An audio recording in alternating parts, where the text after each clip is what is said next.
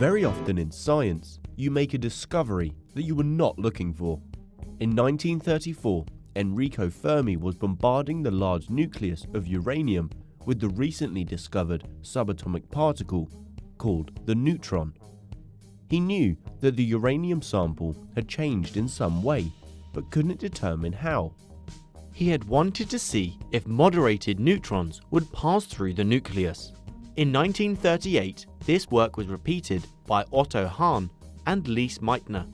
So Hahn and Meitner had discovered that a captured neutron causes fission, a word they borrowed from cell biology, which described the process when cells split apart.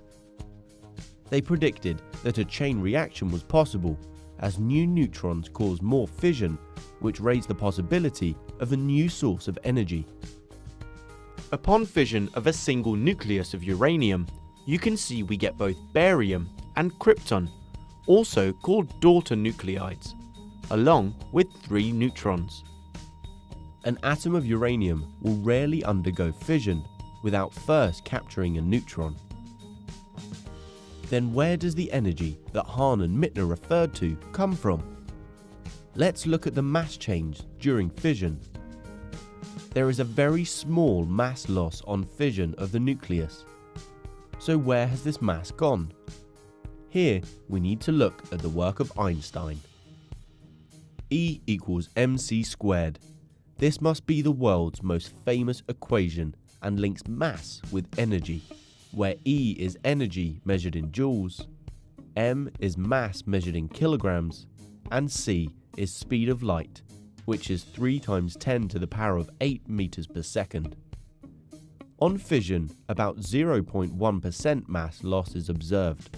So if 1 kilogram of uranium-235 underwent fission, the energy transfer would be E equals 0.001 kilograms times 3 × 10⁸ squared, which equals 9 × 10⁻13 joules.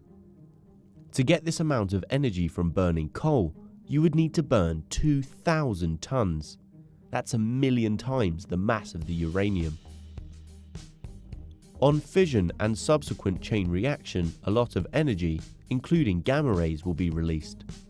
For a chain reaction to be self-sustaining, there needs to be a minimum amount of material present. This is known as the critical mass. Below this critical mass, too many neutrons are lost from the metal surface and so take no part in the chain reaction. The discovery of nuclear fission was only the beginning of the nuclear age.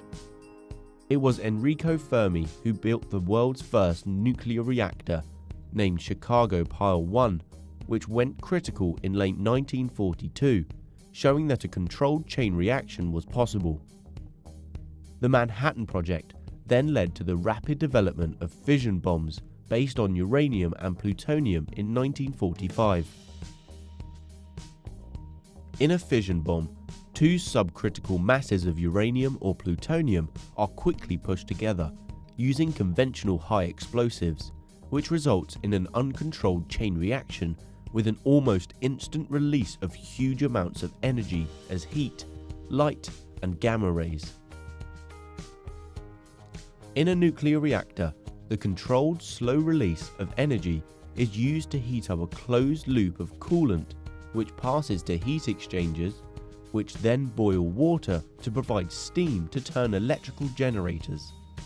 The output of the reactor is altered by raising or lowering the control rods in the core. These rods absorb neutrons and so determine how much fission is taking place.